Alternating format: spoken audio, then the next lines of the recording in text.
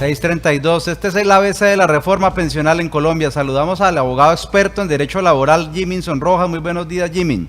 Muy buenos días, Juan Pablo, para usted y toda su audiencia y su equipo de trabajo de Codelconveima. Gracias por la invitación. ¿Cómo quedó finalmente el umbral de cotización obligatorio en Colpensiones y en qué consiste? Juan Pablo, el umbral quedó en 2.3 salarios mínimos. Esto consiste en que las personas que coticen hasta ese valor o ese sea su ingreso, digamos su salario, esas personas estarán cotizando o afiliadas únicamente a Colpensiones. Y las personas que coticen por encima de esos 2.3 salarios mínimos, ese excedente lo cotizarán en el componente de ahorro individual, que es lo que conocemos hoy en día como el régimen de ahorro individual en los fondos privados. Eso para los empleos formales, los que son de nómina, y las personas independientes que suelen aportar sobre el 40% del ingreso. ¿Cómo queda, Jimmy? La norma, como quedó en la reforma pensional, establece precisamente ese 40% sobre los ingresos de los independientes.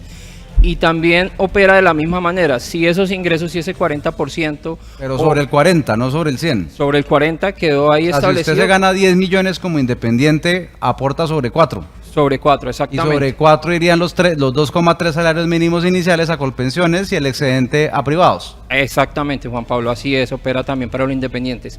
Hay un tema ahí, hablando de los independientes, que me parece que es importante tener en cuenta por parte de las empresas o de los empleadores, y es que la reforma pensional establece en el artículo 7º la obligación de los contratantes, en el caso de prestación de servicios, de descontar de los honorarios a esos independientes el aporte y cotizarlo o pagarlo al respectivo fondo de pensiones. Esta es una obligación nueva, digamos, que tendrían las empresas, aunque más adelante la reforma habla de que el aporte es responsabilidad del independiente. Pero eso es importante tenerlo en cuenta a futuro para las empresas. Saludamos a la profesora Marta Alfonso, ponente de la reforma pensional en Colombia y una de las figuras más descollantes de la Alianza Verde y para mí la mejor congresista del Tolima en este momento. Buenos días, doctor Alfonso, bienvenida a Econoticias. Muy buenos días, Juan Pablo, para ti, para todo Econoticias y para la audiencia. Doctora Marta, una de las preocupaciones de la reforma era a quién y qué uso se le iba a dar a la plata de las pensiones. ¿Cómo funcionará el pilar contributivo en manos del Banco de la República y todo este proceso de satanización que se ha recibido de la derecha en torno a que el gobierno no puede manejar la plata y que se les van a expropiar las pensiones? Bueno, es una pregunta muy importante porque tiene todo de falso.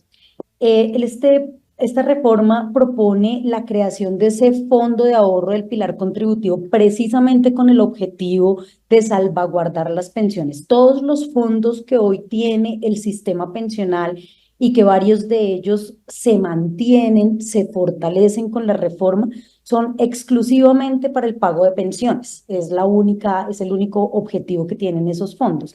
Y el fondo de ahorro del pilar contributivo opera como un fondo de contingencia, como una reserva para el sistema pensional que va a permitir ir haciendo un ahorro que va a, digamos, soportar, contener, es un fondo de contingencia del sistema pensional.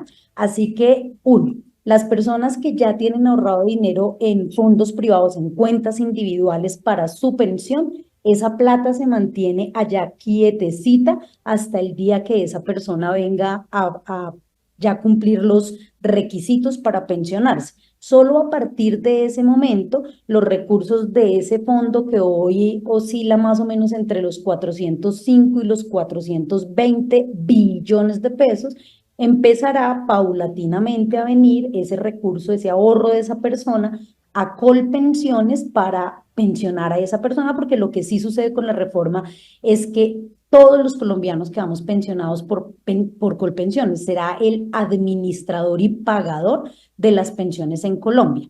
Pero por ahora esa platica queda allá quietecita hasta el día que cumpla usted los requisitos y venga a este nuevo sistema en caso tal de que no esté en régimen de transición. Ese es el segundo elemento. Las personas que quedan en el régimen de transición, o sea, personas que ya cumplieron, mujeres más de 750 semanas, hombres más de 900 semanas, quedan como en una especie de conjunto, por llamarlo de alguna manera, en donde se reservan sus recursos para que se puedan pensionar con las reglas del actual sistema, o sea, con la ley 100. Y el tercer elemento es que ese fondo de ahorro, el pilar contributivo, es un nuevo fondo al que vamos a ir agregando recursos. El Ministerio de Trabajo, el Ministerio de Hacienda calculan que a 2067 ese fondo va a tener cerca de 1.500 billones de pesos para garantizar las pensiones de la gente, y es como una reserva, precisamente fue lo que el Senado agregó en la reforma pensional. ¿Cómo funcionaría el sistema, doctor Alfonso, de subsidios para los que no lograron pensionarse y qué tan cierto es que no va a haber bono pensional? Bueno, hay dos componentes. El pilar solidario, que lo que hace es fortalecerse, integra el programa Colombia Mayor. Dicen que eso lo podíamos hacer sin reformas, lo cual es totalmente falso. Lo que se hace al integrar ese pilar solidario al sistema pensional es, uno, mantener la financiación que el gobierno nacional a través del presupuesto general de la nación hace para el programa Colombia Mayor, pero además fortalecer algo que se llama el Fondo de Solidaridad, que crea con esta reforma una cuenta que se llama de subsistencia, y esa cuenta empieza a engordarse con aportes de nosotros los cotizantes. Eso ya sucede en el sistema colombiano. Hoy las personas de más de 4 millones, de 4 salarios mínimos, perdón, que cotizan sobre 4 salarios mínimos, de ahí en adelante empieza a descontarse nuestra cotización. Eso ya pasa hoy, ya hoy todos los colombianos que cotizamos al sistema de pensiones nos descuentan un puntico del sueldo para poder financiar ese pilar solidario, ese fondo de solidaridad. Eso se mantiene, pero se fortalece. Se toma 0,5%, por ejemplo, más de la cotización para poder fortalecer ese fondo, y así va creciendo. Entre más ganas, de manera progresiva y solidaria, pues más aportas a ese fondo pensional, a ese fondo de solidaridad. Con eso se va a financiar ese primer pilar, que es personas mayores de 62 años las mujeres, 65 años hombres, en estado de pobreza, en situación de vulnerabilidad socioeconómica extrema. A esas personas se les va a entregar un subsidio de 223.000 a 225.000 pesos aproximadamente. El segundo pilar, el semicontributivo, es todas aquellas personas que ya cumplieron la edad, que cotizaron dentro del sistema entre 300 y 999 semanas, que no logran definitivamente pensionarse porque no van a tener ni los recursos ni el tiempo para seguir cotizando al sistema de pensiones. Se traen al pilar semicontributivo, y allí todos esos ahorros que esa persona logró durante su vida laboral se le devuelven en una renta vitalicia con un subsidio del gobierno de 20% para los hombres, 30% para las mujeres. ¿Por qué más para las mujeres? Porque las mujeres en el sistema pensional tenemos muchas desventajas. Por tener mayor expectativa de vida, nuestra mesada pensional se baja de inmediato. Claro, porque es más prolongada en el tiempo, entonces se disminuye. Entonces, lo que hace la reforma es subsidiar 20% para hombres, 30% para mujeres, y eso va a permitir que entonces esa persona que no logró los requisitos de pensión tenga una renta vitalicia de más o menos para los hombres desde 400.000 pesos, más o menos para las mujeres desde 250.000 pesos. Si a pesar del subsidio, para que vean el desequilibrio en el sistema pensional para las mujeres, y entre más semanas hayas cotizado, entonces pues un poquito más grande va a ser esa renta vitalicia. Esa renta jamás va a lograr ser una pensión mínima, pues porque no lograste cotizar todas las semanas, pero vas a garantizar necesarias dentro del sistema o requisito del sistema, pero vas a tener una renta hasta el fin de tus días para poder saber que ahí tienes un, digamos, fondo, un bonito de contingencia para tus necesidades en la adultez, en la vejez. Doctora Marta, permítame, le pregunto también al abogado experto en Derecho Laboral, Jiminson Rojas. Jiminson, el tema de la renta vitalicia para el pilar semicontributivo hace que per se los colombianos entonces no puedan reclamar en el fondo público un bono pensional? Juan Pablo, la Bono pensional es que le den toda la plata de lo que usted aportó. sí, la reforma pensional establece que se puede hacer un retiro o digamos una evolución de aportes, que es como se llama, o recibir una indemnización sustitutiva en el fondo público, en Colpensiones, devolución de aportes en el fondo privado, únicamente cuando la persona ha cotizado menos de 300 semanas. Si ha cotizado de 300 semanas hacia arriba, entraría a beneficiarse en el régimen o en el pilar semicontributivo, a recibir esa renta vitalicia. ¿Los colombianos, Jimmy, tendrán que pagar impuestos sobre su pensión con la reforma pensional? Pues este ha sido un tema, digamos, que ha sido polémico en cuanto a que se graban las pensiones con VT o que reciban, digamos, un pago de mayor a 1000 VT, estaríamos hablando de alrededor de 47 millones de pesos. La reforma no dice que sea una pensión mensual equivalente a esos 47 millones o 1000 VT. Ese fue un error, digamos, que quedó en la reforma y que debe ser ajustado, porque eso querría decir que se podría entender que son 47 millones al año, y entonces eso vendría a traer que se grabarían pensiones de mucho menos valor. Entiendo que la intención de la reforma es grabar esas pensiones altas.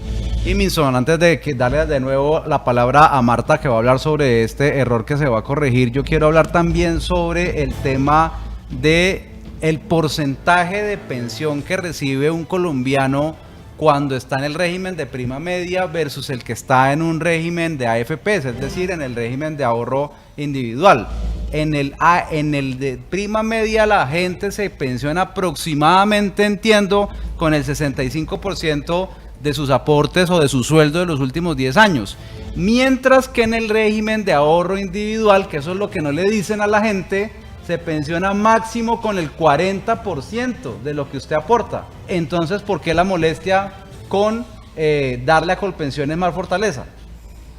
Juan Pablo, para esto tenemos que explicar un poco que efectivamente en el fondo público, en Colpensiones, el régimen de prima media establece que la pensión se liquida sobre un 65% y puede aumentar de acuerdo a la cantidad de semanas que la persona haya cotizado por encima de las 1300 semanas, y también se calcula, o ese 65 puede ser menor en razón a la cantidad de salarios mínimos que resulte ese promedio de los últimos 10 años o de toda la vida laboral. Recordemos que allí los aportes van a un fondo común, en Colpensiones los aportes no van a una cuenta individual como en el fondo privado. En el fondo privado, quien está allí afiliado se pensiona de acuerdo a lo que ha ahorrado, a lo que ha podido tener ahí en su cuenta individual, más los rendimientos que le genera el mismo fondo de pensiones. En ese sentido, claro que va a ser siempre más alta la pensión en el fondo público, pero en el fondo privado no es que sea malo. Lo que pasa es que las normas del fondo público, las normas del régimen de prima media son más beneficiosas para quien está allí afiliado, y precisamente eso es lo que ha hecho que se genere un hueco fiscal tan grande, porque jamás, y le pongo este ejemplo muy puntual, y es que nosotros cotizamos un 16% de nuestro ingreso mensual, y pensionarnos con un 40 o 45% no es malo, nos estaríamos pensionando con el doble de lo que yo estoy cotizando, de lo que estoy ahorrando.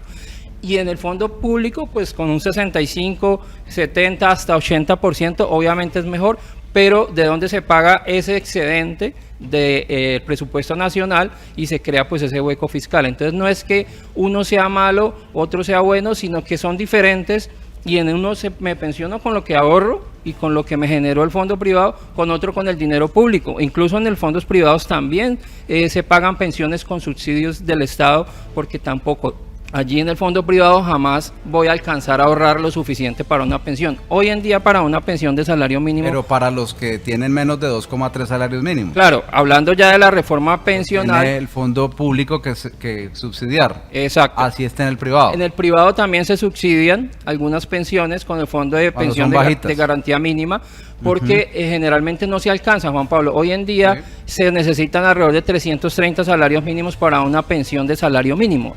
Estamos hablando de alrededor de 430 millones de pesos para tener una pensión de salario mínimo. Entonces, por eso ha habido esa avalancha de traslados que se ha congestionado el sistema judicial también para conseguir pensiones más altas.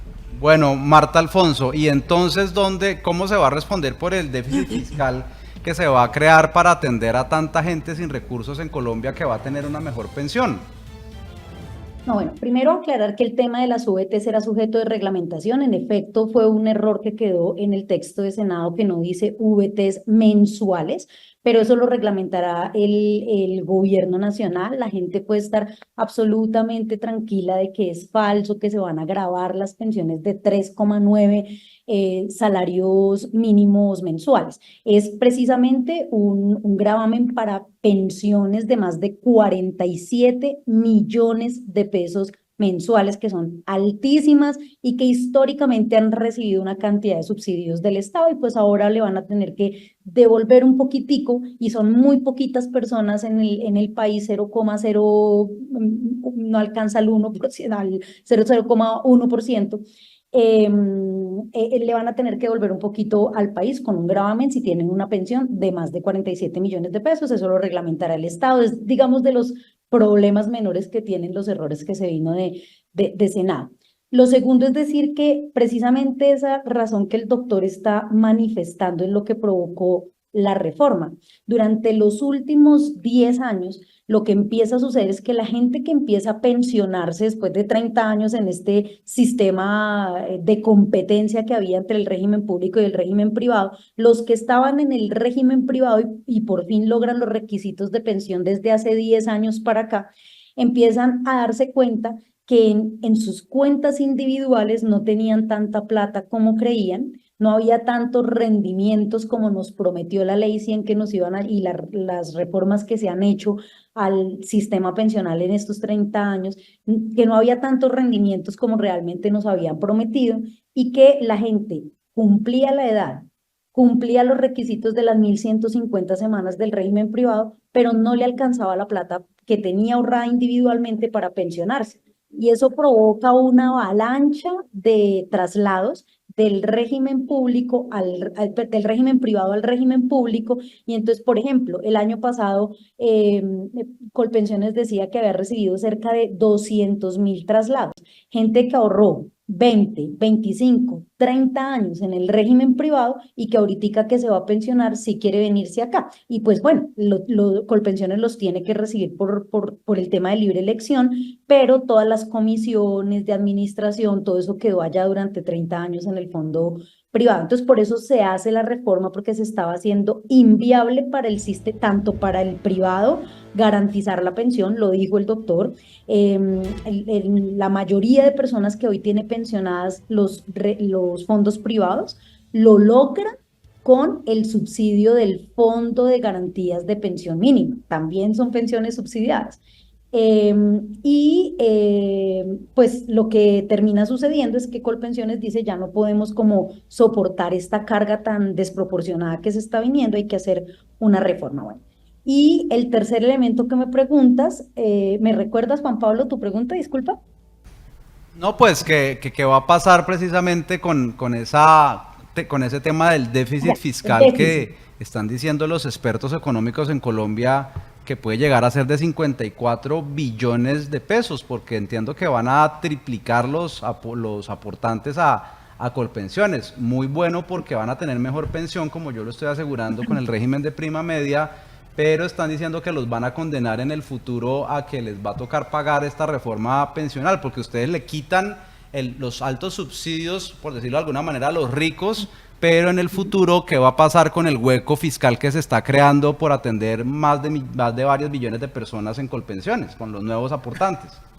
Lo primero es decir que la reforma de aquí a por lo menos 20 años le genera es un ahorro al Estado colombiano. Precisamente por eso es que se va a poder ampliar el bonito, el subsidio que se le va a entregar a nuestros adultos mayores. Eso es lo primero. Se ahorra una cantidad de plata porque se baja el subsidio de 25 salarios mínimos a 2,3 salarios mínimos. Entonces eso va a generar un ahorro para el Estado durante las primeras décadas.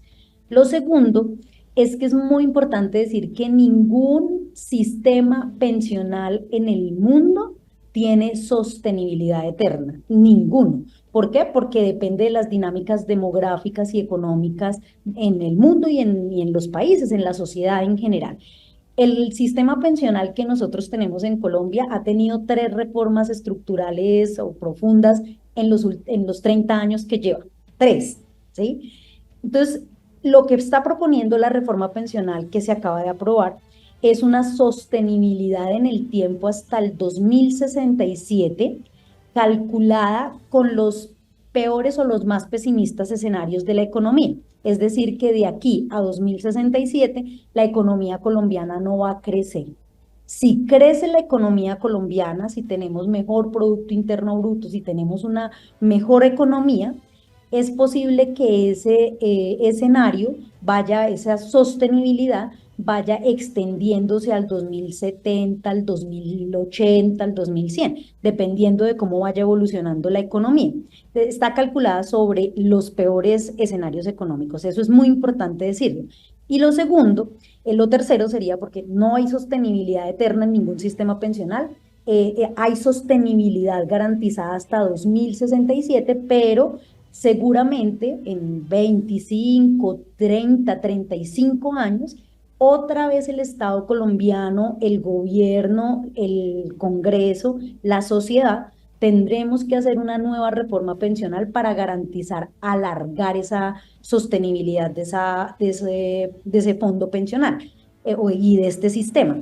Eso significa que en 25, 30 años vamos a tener que hacer ajustes paramétricos, ajustar las semanas de cotización, el monto de la cotización, la edad para pensionarse, también por una razón, y es que en la medida en que las sociedades avanzan científico-técnicamente, es decir, que hay más desarrollo, por ejemplo, de la ciencia médica, mejores condiciones de vida en el ambiente, más agua potable, entre otros, se alarga la expectativa de vida, se extiende la expectativa de vida de una persona y significa que un sistema pensional en 30 años, si se ha aumentado la expectativa de vida de los colombianos, no podrá tener las mismas condiciones, no podrá pensionar gente a las mujeres a los 57 años si esas mujeres van a vivir hasta los 97 años, por ejemplo, porque significa que tú vas a cotizar 25, 30 años, pero te van a tener que pagar pensión 40 años. Entonces, lo que tendrá que hacerse en 25 años, más o menos 20, es unos nuevos ajustes paramétricos que permitan ampliar la edad, ampliar las semanas, aumentar Perfecto, doctora Marta, ya volvemos con usted. Excúseme. Jiminson, la misma pregunta. ¿Usted cree que hay déficit fiscal que se va a crear en los próximos 30, 40 años con esta reforma? Juan Pablo, hay algo que, digamos, fue parte de la discusión y es el manejo de los recursos de quienes van ahora a estar aportando de acuerdo al régimen de la reforma pensional. El hecho de que se haya establecido ese fondo como una cuenta del Banco de la República, creo que genera tranquilidad en ese sentido y también la reforma pensional le permite al fondo, al Banco de la República, generar utilidades o generar rendimientos sobre esos ahorros, y en ese sentido, si se manejan correctamente, si se es responsable con ese fondo, con esos ahorros, que entre otras la reforma pensional es clara en que no se pueden utilizar sino únicamente para el pago de las pensiones, en ese sentido pues no tendría por qué generarse ese hueco fiscal a futuro.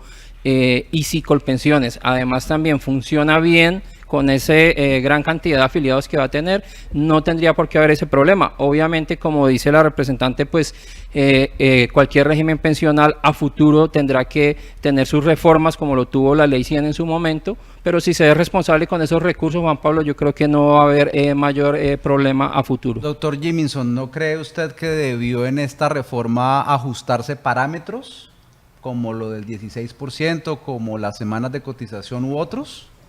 Probablemente sí, Juan Pablo, respecto a las semanas, digamos, ampliar las semanas, ampliar la edad, ampliar de pronto el porcentaje de cotización, puede ser una solución para obtener más recursos y para ampliar un poco ese rango de edad en que las personas se pensionan, porque el problema de los regímenes pensionales es que esa pirámide se va invirtiendo. Cuando se inició las pensiones en Colombia eran muy pocos los pensionados, muchos los que cotizaban, y eso se ha ido invirtiendo y cada vez son más los pensionados y menos quienes cotizan.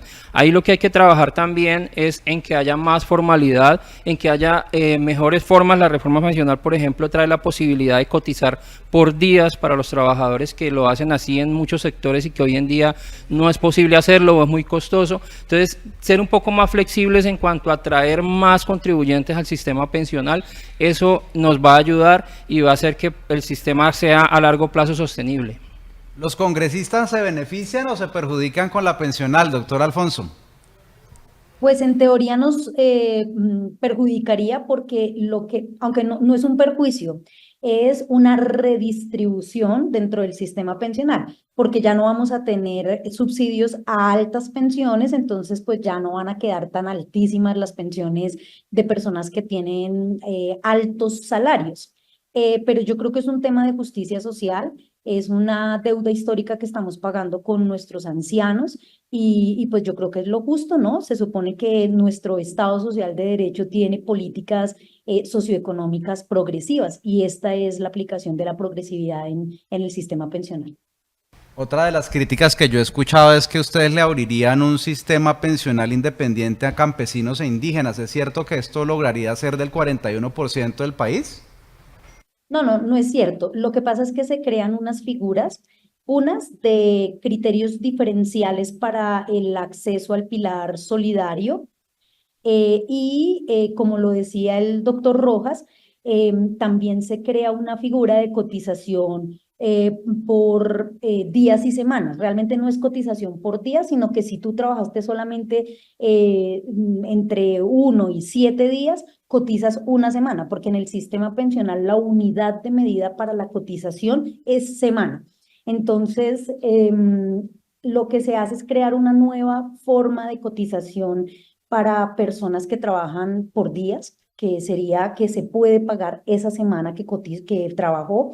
Dos, se crea una figura también para especialmente jornal rural o personas que trabajan en economías estacionarias.